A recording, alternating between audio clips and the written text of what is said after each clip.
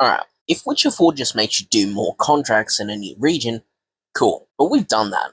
What would actually hit is this. You're not the only one anymore. You're training people, sending them out, and living with the consequences when it goes wrong. And in the Witcher world, it will go wrong. Alright, let me explain why the setup for this is already sitting there. Because by the end of Witcher 3, the world is in a weird spot, which is basically an endangered species, schools are gone, all falling apart, the work is still there, monsters aren't magically gone, but the people trained to deal with them, they're disappearing. So what happens when the world still needs witches, but there just aren't enough of them left?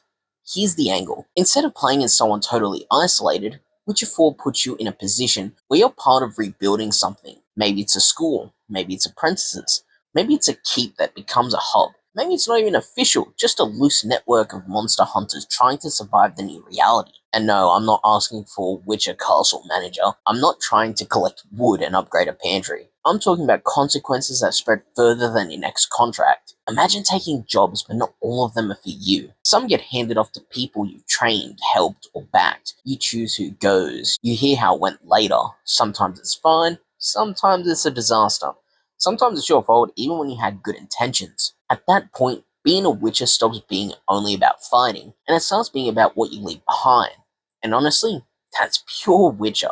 Because the best Witcher stories aren't about winning. They're about choices that don't wrap up nicely. You try to do the right thing, and the world still charges you for it. Now put that pressure on something like making new witches. Because training new witches isn't some heroic montage. It's ugly. It's moral landmines, mutations, risk, consent, politics, fear.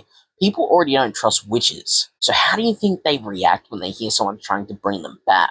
And gameplay-wise, it opens up so many possibilities without losing the core Witcher feel. You still hunt monsters, you still investigate contracts, you still make brutal calls. But now, the world changes, not just because of what you kill, also because of what you build, protect, or ignore. Maybe you train witches who are better at diplomacy instead of brute force. Maybe you refuse mutations and lean into alchemy, tools, and skills. Maybe you gamble on a method you think is less cruel, and it backfires anyway. Here's what I like about it most. You don't become a leader because you want a title. You become one because if you don't step in, the whole thing dies out. That's such a Witcher thing. No glory, no throne, no victory speech, just someone realizing the world doesn't care how tired you are.